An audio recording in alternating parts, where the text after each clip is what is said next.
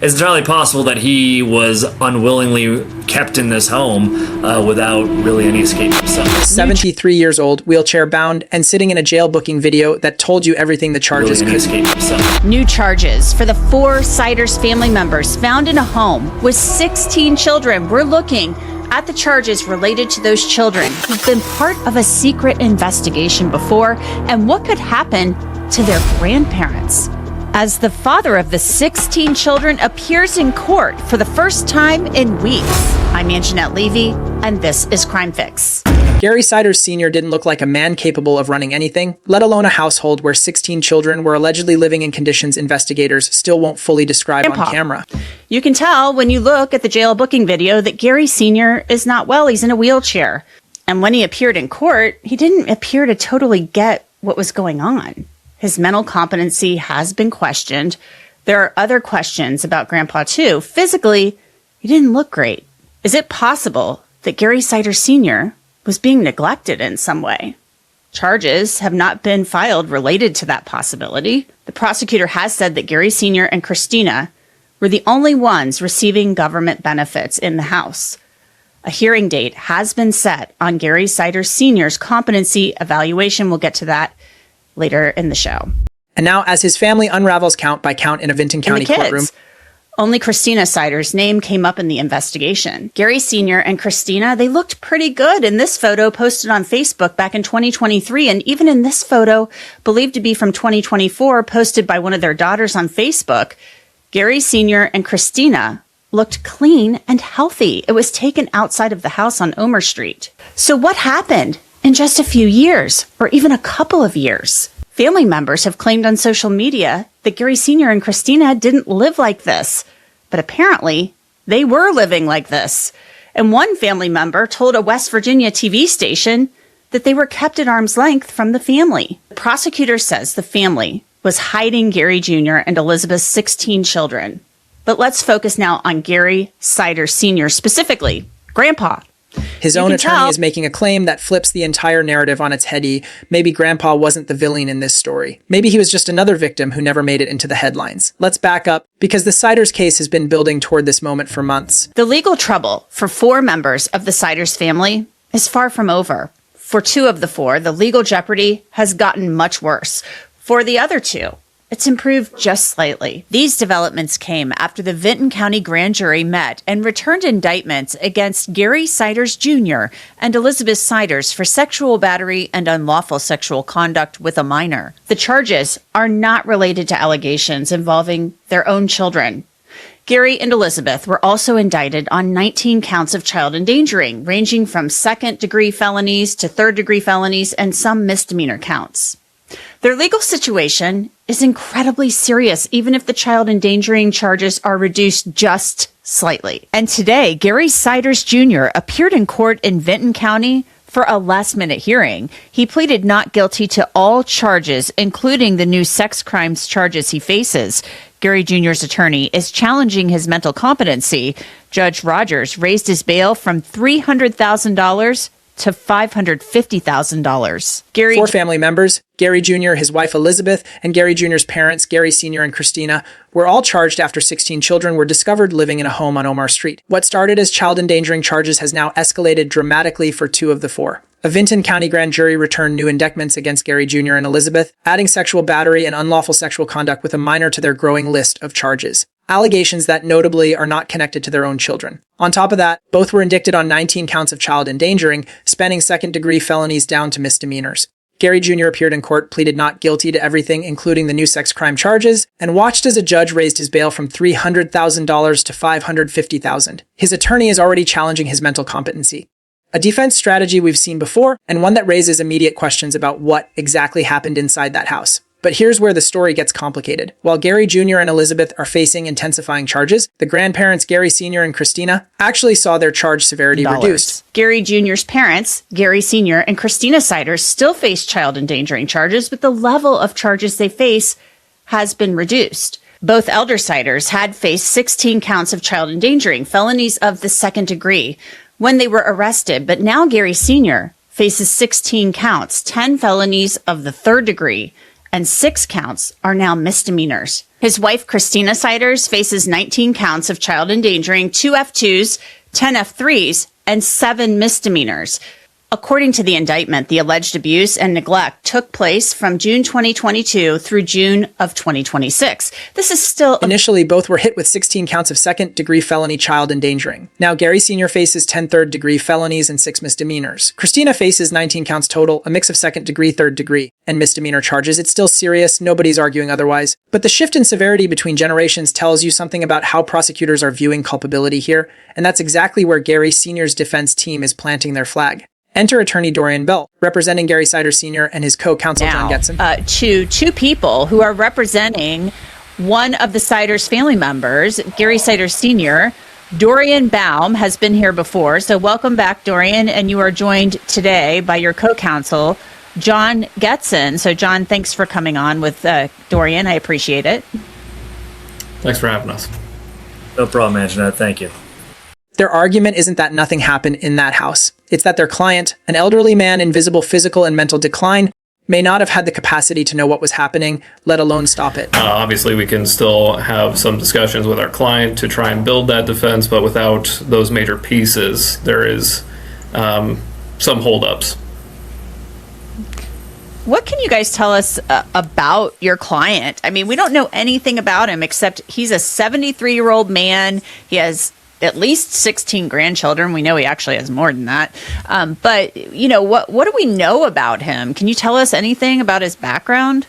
Well, you know, frankly, part of it, and I know Mr. Getson has kind of found some stuff online as well that usually funnels my way.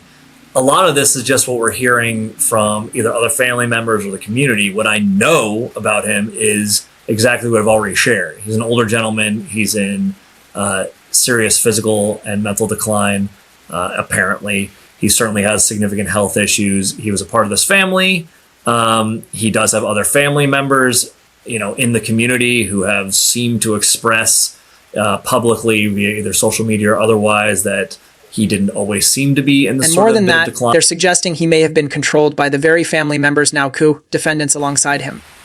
Dorian, let's start with you. I want your reaction to the indictment, the charges that your client specifically faces. He was facing 16 counts of child endangering.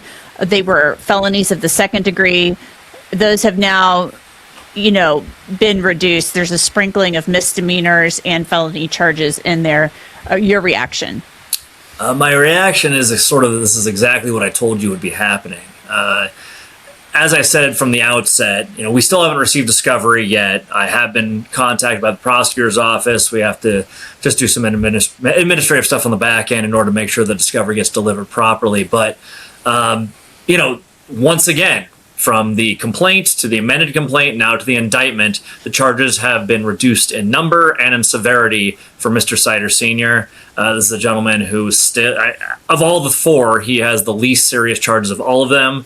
And also, when we're talking about the number of counts, I want to make sure that the public is not misinterpreting this as some sort of anything indicative of anything other than the number of people who are in the home. That's why the counts are the number that they are. This is still essentially alleging he was complicit in this one act or incident. But even with that, as we've talked about previously, he is still undergoing his competency evaluation, as well as if he's going to be found NGRI, not guilty by reason of insanity. I still have significant concerns about his mental health, about his mental faculties. Overall, I am basically in the same position today that I was yesterday, that I was the day before. I don't know how much Mr. Ciders was involved in this, if he was involved at all. And frankly, I think we're talking more about someone who himself may have been victimized more than anything else. How do you Think about your what client- that means for a second. This isn't a simple, not guilty plea. This is an attorney standing in front of cameras and saying my client, the grandfather, was possibly a prisoner in his own life. Bell pointed to something specific. Gary Sr. and Christina were reportedly the only 2 people in the household receiving government benefits. If those benefits were funding the rent, the utilities, the food for a house holding 16 children, and if Gary Sr. was, in Bell's words, not all there, then who was actually controlling the money? Who was controlling him? Bell didn't hesitate to say it plainly. It's entirely possible Gary Sr. was unwillingly kept in that home without any real ability to leave. How do you think your client was victimized? Well, if you have an individual who is at advanced age and who's in a home, and from all reports that I've heard or seen so far, some of his, whether it was Social Security or other state benefits, are being used essentially to finance the renting of this home, utilities, food, what have you. And if this is an individual who himself is not all there or has significant mental decline or issues, it's entirely possible that he was unwillingly kept in this home without really any escape himself. It's hard to say. Again, this is all prognostication, but it's hard to say what his involvement was. I can tell you this, based on my brief interactions with him, as well as the evaluations that are being done this far, and some other sort of corollary or other information I've received from family and what have you, it appears that there's been a pretty steep mental decline for Mr. Ciders Sr., such that I don't think he was really potentially aware of what was going on at all. So when I talk about someone who himself may have been victimized, it's entirely possible that he was in this house in a state of mental decline, such that he was not able to really participate in any meaningful way, whether it was his own finances, where he was at, what he was doing, whether he was there, whether he was actually being taken care of or otherwise. That's the anchor line of this entire case. A grandfather accused of endangering his own grandchildren, whose own lawyer is arguing he may have been endangered himself, trapped by his own family, exploited for his benefits, and too mentally compromised to do anything about it, and the visual evidence only deepens the mystery. Family photos posted to social media in 2023, 2024 show Gary Sr. and Christina looking clean, healthy, put together, nothing like the frail, disheveled figures seen in booking footage just months later. You said you're getting your information, a lot of it, from the community, social media. There's a photo out there that we've used several times where Gary Ciders Sr. and his wife Christina, they look pretty good. It's from 2023, I believe. They look clean. They don't look dirty. There's even one with one of their daughters outside that home on Omer Street where they don't look bad at all. And I think that that's a more recent photo. And there have been people commenting that they didn't live like that. They didn't live in squalor, that they lived, they kept their house clean. So I guess, have you been able to glean any information about why their house fell into the condition that it did? Well, I haven't personally, because again, as I said, I haven't talked to him for all those reasons previously discussed, but that itself sort of begs the question, doesn't it? If the house was found in this condition and these two individuals weren't individuals who generally kept their house like that, and they didn't live in squalor and they were in clean conditions, your original question to me was, how could he potentially be a victim? Well, if you went from a person who had your faculties about you, and as they started to slip, the people around you in your life allowed the house that you had kept clean and tidy, and kept yourself clean and tidy, and they allowed everything to slip into that condition, that's, to me, seems like someone who was perhaps themselves victimized. But again, a lot of this is conjecture, and I hate to get into that conjecture game without seeing the discovery, seeing the evidence, but it does certainly tend to raise more questions than an answer. So what changed? What happened in the gap between those photos and that jail video? Bell's theory is chilling in its simplicity. If these were people who used to keep themselves clean and their home in order, and everything around them slipped into chaos while they were losing their faculties, that's not necessarily guilt. That could be neglect happening to him, not because of him. It's a defense built on decline, isolation, and financial exploitation, and it's forcing everyone watching this case to ask an uncomfortable question. Is Gary Ciders Sr. a co-conspirator, or is he collateral damage in his own son's alleged crimes? The state notably hasn't charged him with complicity in the sexual abuse allegations against Gary Jr. and Elizabeth. Bell was quick to point that out. If prosecutors believe Gary Sr. had any knowledge of what was allegedly happening to those children, they had every legal tool available to charge him accordingly. They didn't. That silence, in the eyes of the defense, speaks volumes. We have to kind of talk about the elephant in the room here. While the charges have been reduced against your client, he's still facing those criminal charges. You're going to have to contend with that and deal with that. But there is this side issue. I mean, his son, Gary Ciders Jr., and his daughter-in-law, Elizabeth, they were sharing the same address for a long time, for a long time, not consistently the entire time that these sexual abuse allegations are dated in the indictment, but they were sharing living space. So it begs the question, do you believe your client may have had any knowledge of what was going on, at least the alleged, at this point, sexual abuse? So I want to preface all of this with The first thing being that there is a gag order still in place as far as I'm aware. So I can't get too far into the weeds on that as it pertains to anybody else's charges or allegations. As you noted, they are still alleged. And of interesting note, Mr. Getson pointed this out to me the other day. At the very, very bottom of the Attorney General's most recent press release, he was very clear to note that all charges are pending and all people are presumed innocent or proven guilty. So I want to make sure that's out there. But when it comes to Mr. Ciders Sr., number one, he's currently being evaluated for competency. So if he's not competent, I think that really would bear some enlightenment on the question of whether he was knowing what was going on, whether he's knowledgeable what was going on, because clearly if you're not competent or if you're NGRI, that in and of itself says essentially you're not aware of what's going on. Number two, I don't know, having not seen any of the discovery, I don't know where these alleged incidents were to have taken place. Just because they all live together, most people don't commit criminal acts if in fact they are committed under the watchful eye of other people who are not committing those same acts. So, if I'm going to go rob a bank, I don't typically walk right in the front door and be like, hey, I'm here to rob this bank, and then go take some money. There's usually some surreptitious conduct, there's some, hiding whatever you're doing, etc. So when it comes to whatever Mr. Ciders may or may not have known about, I think it's instructive that the state doesn't seem to believe so, because if so, they would have charged him under some sort of complicity action or complicity part of the statute. He simply wasn't charged. So at the very outset, it appears the state does not believe he had any knowledge, any involvement, or anything else. It appears from the charges that he was effectively charged for whatever they came to find in the house at those lesser charges of misdemeanors and lower level felonies. Right now, everything hinges on one pending report Gary Sr.'s competency evaluation. If he's found incompetent to stand trial, it doesn't just pause the case, it could validate the entire foundation of his attorney's defense. Dorian, I want to hit on the competency evaluation part of this. You said it's still in progress. Has that been conducted? So it's my understanding that Mr. Ciders was transported to the facility, building, etc., where the doctor would be evaluating him. I don't have any results of that. I don't have any reports. I don't have any indications how far along we are with that.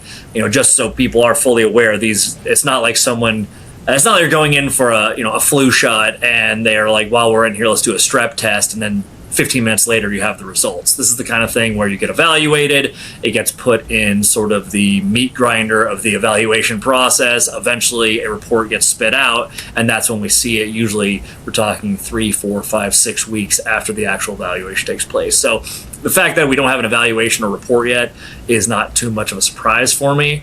I will say, though, that I do know Mr. Ciders has continued to receive other medical treatment to deal with some of his physical ailments as well. So this is, again, the same. Just because an indictment was filed doesn't mean that he's not the same individual he was, weeks or months ago when we were talking. He's still a frail, fragile old man who is dealing with significant health issues, both mental health and physical health, and he's not anywhere close to out of the woods on that.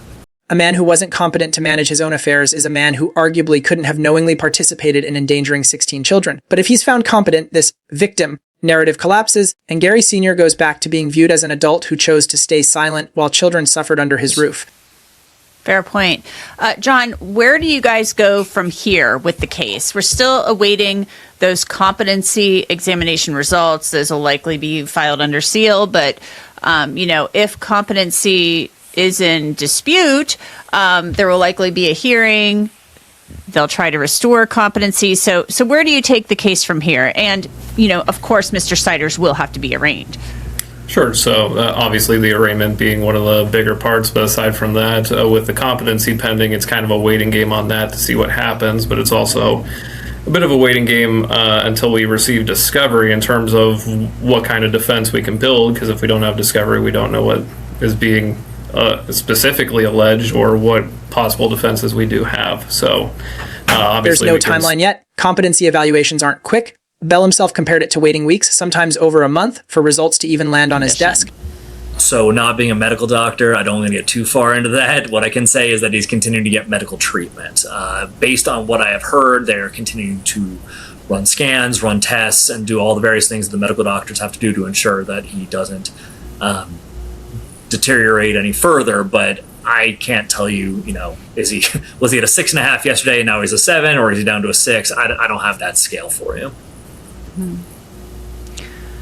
In the meantime, Gary Sr. sits at home on a signature bond, wearing a GPS monitor, still receiving treatment for a serious medical condition prosecutors won't fully disclose, one reportedly costly enough that keeping him in jail could have strained the county's own budget. Has said he's not a threat to the public, but he is still getting treatment for a serious, undisclosed medical condition.